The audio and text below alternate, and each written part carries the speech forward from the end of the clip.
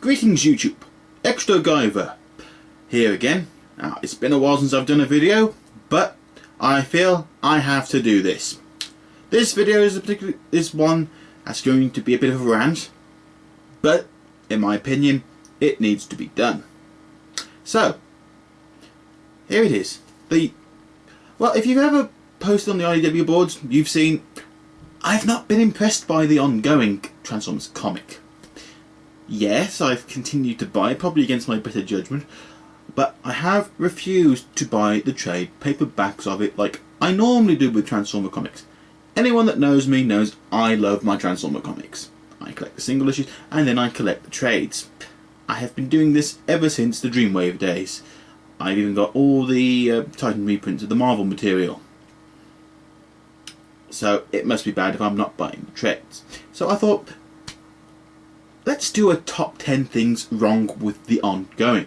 Now, before I begin, I have nothing against Mike Costa personally. However, as a writer, I do not believe he is a good fit for Transformers. Because out of the entire ongoing, only issue 4 was excellent and issue 13 was good. The rest have ranged from to, oh good lord, this is crap. So, let's begin. First off, at number 10, characterization. Now, you would think, with all the profile books that were made for Transformers from the Marvel and the Dreamwave days, at least for the majority of the main known G1 characters, it would be pretty hard to screw up their characterization. Especially as the IDW continuity is a young continuity. There's not that much to read through to get to understand the characters. Oh boy, did issue 1 of the ongoing screw that up. Our first example, Prowl. And oh, it came off particularly badly because we had just had the brilliant All Hail Megatron issue 15, where the second story was all about Prowl. And it painted him as an utter bastard. He was, but someone who does it for the right reasons. So, why is Prowl all of a sudden trying to save a helpless Decepticon from humans trying to kill him and then getting captured himself? What? What happened to the Prowl we love to hate? The magnificent bastard, the guy who, is willing to brainwash Cup and sit behind Prime's back so that he can make sure Prime doesn't do anything stupid. In fact, the fan reaction to this was so bad, IDW went and did Spotlight Prowl to explain his change in character, claiming that they had planned this story from the beginning and they were bringing it forward to satisfy fan reactions. I'm sorry, this issue was a patch job. Now, Spotlight Prowl itself is a fine issue. There's not much wrong with it. It's decently written. However, it's taken Prowl in a direction we didn't want him to go in.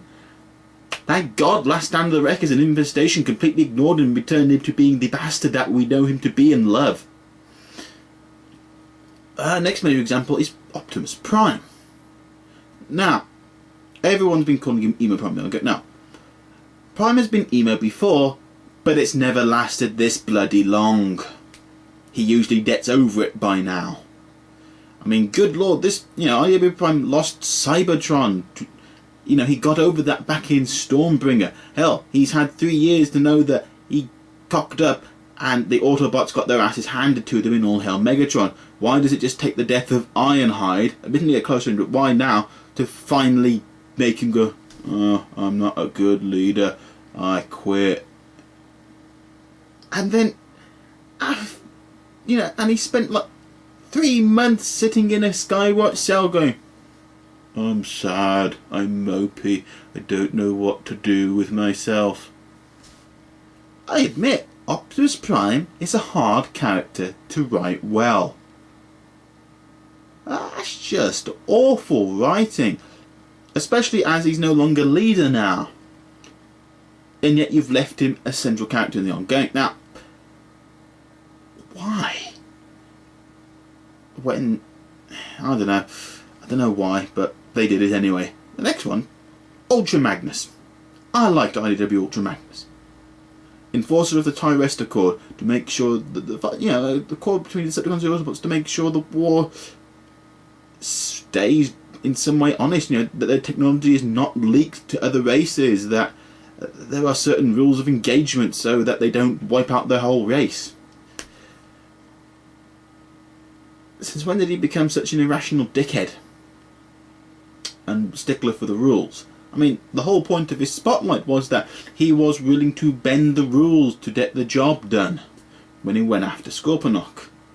Why is he so gung-ho to catch a swindle without even assessing the situation first? He wasn't that bothered about letting Swindle go at the end of the day. It's like, it's only Swindle, I can catch him any time I want. Hot Rod. Another huge change that goes against previous characterization. For God's sakes, he was willing to trust Swindle. What happened to the... He shouldn't be so easily willing to trust a Decepticon after the whole Double Dealer affair. And why did Costa think it was a good idea to have Swindle start calling him Rodimus Prime and Hot Rod to like it? Hot Rod ain't that stupid. He's impulsive, but he's not stupid. You can't just call him Rodimus Prime. He's not become a Matrix bearer yet. He has not been established as a Prime in IDW, so you just can't call him Rodimus Prime. Being a Prime means you are a Matrix bearer. It means you have a special connection with Cybertron and the Transformer race. And then the whole attack on the comm base. He made it up as he went along the whole way. Okay, it's somewhat similar to his attacking the spotlight, but he had A, a rough layout of the base, and B, he had an escape route. Hot Rod in this attack sacrificed his shuttle to the on planet. How are you gonna... Oh, Astro Train, I'll pinch him. What? Really? That's your plan? And you just happened to make it up as you saw him? Because of course Costa couldn't give the cons ships, because otherwise it'd be like, well, why are they still stuck on the rock? Which I'll get to later when I cover that point. And then, as minor one for Swindle, he is not a Combaticon in IDW. Why are you referring to him as such? Hell, why have you got Onslaught referring to him as the real leader of the Combaticons? He's had nothing to do with them. The last we saw of the Combaticons was in Spotlight RC, and they were an elite commando unit under Banzaitron's command. Swindle had nothing to do with them. He was a renegade Decepticon arms smuggler that Ultra Magnus brought in. A bit of a difference. If you're going to convert Swindle as a Combaticon, then it should be the story of creating IDW Bruticus. Now, let's take a look at Sparkplug Wiki. Again, another one who doesn't gel with his previous characterization from All Hail Megatron. I liked him in All Hail Megatron as a human character. It was a nice idea. Let's make Sparkplug a general, and let's make him cocky and cool. Why does he believe the Autobot should be hunted down when, at the end of All Hail Megatron, he was sitting and having a chat with Cup? The humans should know that the Autobots are not a threat. They should just be hunting off after the leftover Decepticons. And then there's Spike. I didn't dislike you in All Hail Megatron, but since the ongoing, I hate his guts. I want someone to step on him, because he's been such an unrelatable douchebag, and the comics given so much limelight to him. Honestly, he got more limelight in this series than Optimus Prime. It's called Transformers, not humans. Yes, it's set on Earth, but Transformers are central characters with humans as supporting. You know, I mean, how did Spike get to be the leader of Skywatch if he's got such crappy leadership skills and would rather go off and bang some hot babe and leave no one in command? So, on to my next point. Number 9. Too many characters.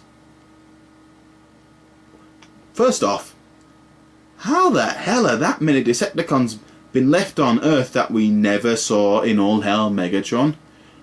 Shouldn't most of them have gotten away? I can accept the Constructicons being left, because Devastator got taken down by Mega Supreme quite badly and then sunk into the ocean. Thundercracker and Skywarp, yes, because Thundercracker got shot down by Skywarp and Skywarp probably missed the ship warping out. But where the hell did everyone else come from? Okay. And the biggest one is the Predacons. Why are they there without Razorclaw? They were previously established in Stormbringer and Spotlight Jazz as a unit that worked together. They were Megatron's elite unit to go kill people that annoyed him.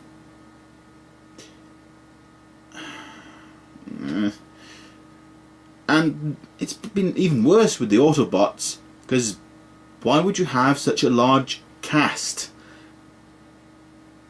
Because you're losing track of characters. I mean, well, for example, issue 16 is the Autobots running from the base, from the Decepticon, and then the humans with the Megatron guns attacking them. So, is that all the Autobots that are at base? Well, where's Drift, Red Alert, Sandstorm, Hotspot, Streetwise, Beachcomber, Cosmos, Blaster, Silverbolt, Roadbuster, Hound, Mirage? All characters previously established as being on Earth either in the ongoing or the Bumblebee mini. Where are they? What, were they all out on patrol? I'm sorry, is this season 2 of Generation 1 where you just pick and choose whichever characters you like and say, I don't care where the rest are?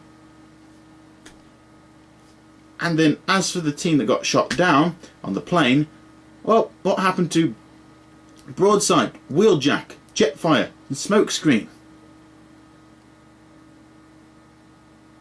You know, we don't see them emerge from the water. Hell, on the plane we don't even see Wheeljack, Jetfire or Broadside. Did they fly home? I mean, well, they could have. I mean, all three are capable of flight, but where are they? And again, what happened to the guys from that came back to Earth from Last Stand of the Wreckers?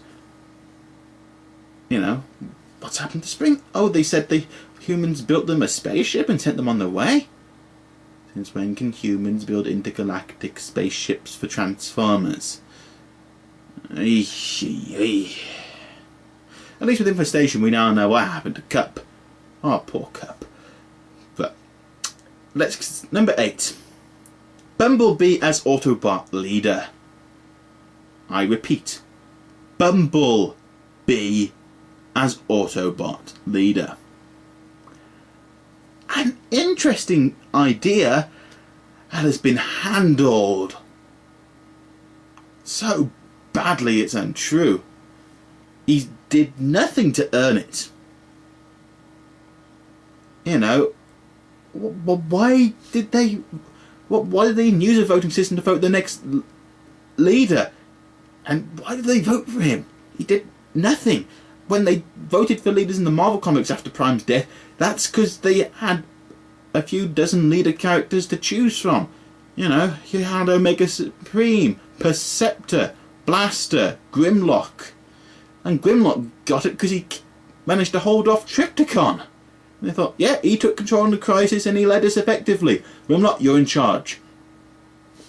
What did Bumblebee do to earn it? His mini should have been about him earning leadership of the Autobots, not being leader before it even starts. And, you know, Bumblebee is not a leader character. He's the little guy who tries his darndest. He's the underdog character. And I'm sorry, but can anyone truly believe Bumblebee taking on the likes of Megatron or Galvatron one-on-one, effectively. And you've also got the fact that you've got 4 leader characters on Earth. Optimus Prime, Ultra Magnus, Prowl, and Jazz. Any one of those could have, could be leader. I know Prime, doesn't want to do it, but any one of those 3 could have taken over. Hell, Jazz did in All Hail Megatron, with Prowl secretly controlling Cup once Cup took over. Yeah, Prowl's a bastard, but we love him for it. So, number 7. And this is one that really annoys me as a continuity issue. The ongoing insistence that the Autobots won the war at the end of All Hail Megatron. They did not win! They got their asses handed to them on a silver platter by the Decepticons. Yeah, all they managed to do was take down Megatron. And the Decepticons decided, oh, bugger this, let's go on and rule the galaxy. We'll leave Earth and the Autobots there to their sorry fates. And to quote Starscream at the end of All Hail Megatron, our forces outnumber yours from one side of the galaxy to the other. Your army is in ruins, and we are still the victors. Farewell, Prime. How do you go from that to, we won? Yay! The war is over. Yes, the war is over. But the Decepticons won! They kicked your asses! Which is why I liked how All Hail Megatron left the universe for the ongoing to take over. We were in an interesting place. The Decepticons had won. The Autobots had lost. What a perfect place to build an ongoing from. But sadly, no. Costa didn't have the balls to do it. The next thing, number 6. Inconsistent character designs. Now, this does not mean I want IDW to have a house style like Dreamwave. No. I am quite happy for artists to draw in their own style. However, I want my characters to have the same robot and alt modes unless the story dictates they're changed. They should not be shifting designs between issues based on who's drawing the book. And a big complaint to Don's new art style. Okay, he's left the book now. But what the hell were you thinking, Don? You made your style even more complex and gave the Transformers faces that are extremely difficult to emote with. You're drawing a comic book. Faces need to emote to carry emotion because you can't rely on voice actors to do it for you. And by making your style more complicated, doesn't that mean it takes you longer to do an issue? And it also makes it harder for the other artists to keep your designs, to keep things consistent? And, I mean, I love Don's older art style that he used in Stormbringer, Beast Wars, the Dreamwave stuff. It was gorgeous, it was vibrant. Here it's a mess. Too many shifting panels and ugly faces. As for inconsistent designs, what's some great examples? Jetfire. Don redesigned him to have an Earth mode. Makes sense. So why did you let EJ Su draw him his issue and issue 7 back in his I-Asian design based on this Classics toy? That's his Cybertronian mode. And then even worse, in the International Incident arc, he's drawn with his G1 cartoon design. Muppets. I'm sorry, that's just bad editing. Blur's just as bad. Don gave him a new Earth mode, so what does the Bumblebee Mini do? Draw him back in his Cybertronian All Hail Megatron design. Bumblebee again. The Bumblebee Mini. God, I hate that Mini. Decided to draw him in his G1 style, while the ongoing kept him in his EJ Su style.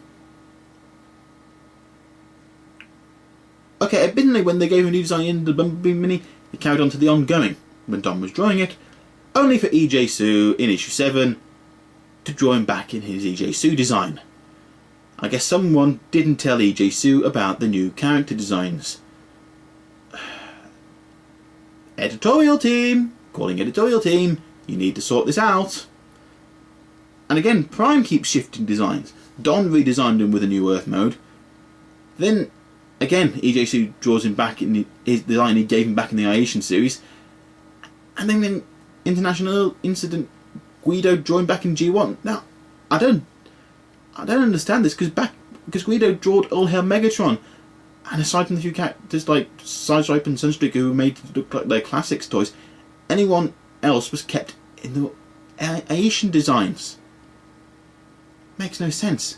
And again, Ratchet's another one who's fluctuated between his E.J. Su design and his G1 design. I just want consistent looking robots. Is that so hard? We're considering you were managing it quite easily during the Iation days. Everything matched up. It didn't matter who, when the artist changed, the characters still looked who they were. Anyway, on to point number 5. Humans. I'm sorry, but last I checked, the title of this book was Transformers, not Humans. Yes, it's set on Earth, and yes, there needs to be human characters.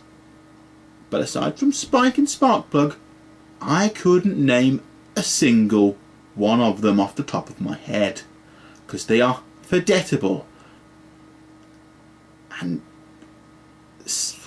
they got no character to them. The original 3 humans introduced in the Iations, Hunter, Jimmy and Verity, were interesting, and I liked them. They were some of the best human characters we had in years. These military Skywatch guys are completely forgettable. Well, you know, we don't know them. And how the hell are humans taking down Transformers so easily? I'm not against humans being able to kill a Transformer, but it should be a hard-earned victory, like in the live-action movies where they had to keep shooting until that Decepticon finally went down. Not, ooh, I'll slap him with this. Oh, victory for me.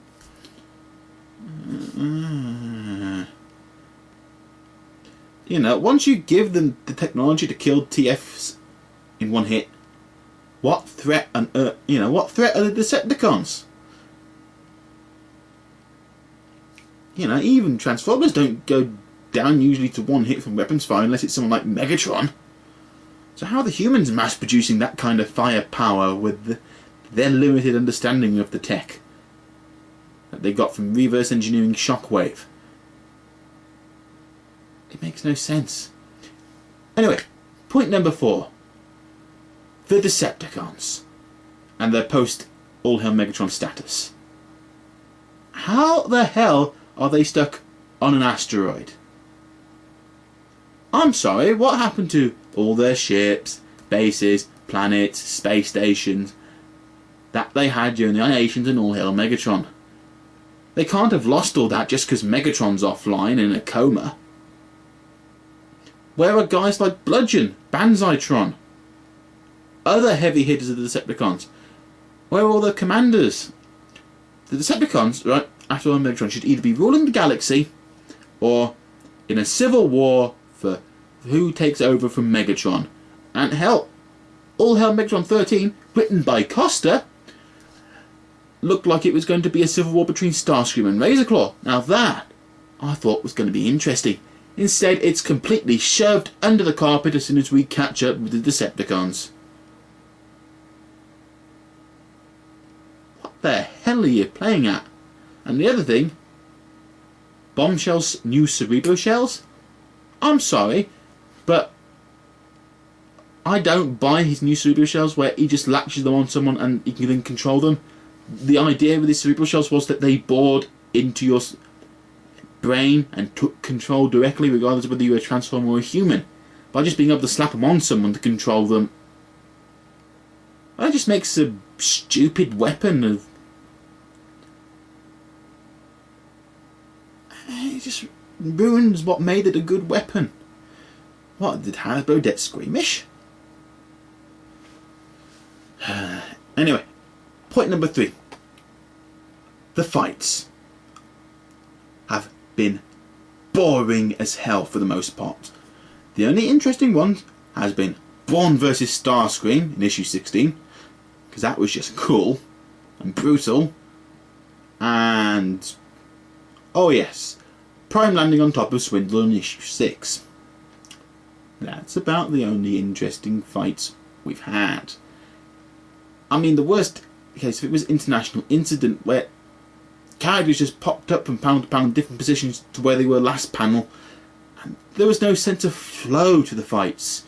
There was no sense of, oh, this is epic. It's just, we're fighting again, shoot, shoot, shoot, fighting again.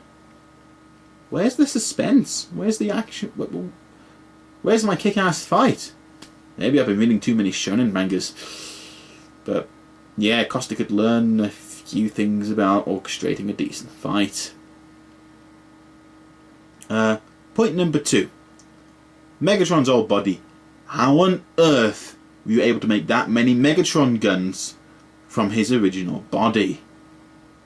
It makes no sense. That's like saying I was able to make 100 hearts from one human body. Not all his components would work into making guns. It would be an massive expenditure of resources to make all those replicas of Megatron's gun mode with that kind of firepower. Resources which apparently the Decepticons no longer have, for what on earth ever happened to them after All Hail Megatron, that no one's explained. And why would the cons give that tech to humans willingly? I mean, yes, the cons worked by subversive methods back in the Asians, but that was because they had things like facsimiles. And yeah, why is Megatron, okay, he's a new body, yes, new body mean new powerful, yeah. Why is he able to take down all the Autobots so easily, even Ultra Magnus? I'm sorry, but Ultra Magnus should not go down that quickly to Megatron, even if he is powered up. Because he can't be any more powerful than the Or-13 Megatron that Prime fought in Escalation. And yeah, on to my final point, number 1. Facsimiles and Or-13, the forgotten plot threads of the Iatians that were never resolved. The cons had facsimiles in key military and political positions throughout the world, and they've been completely forgotten about.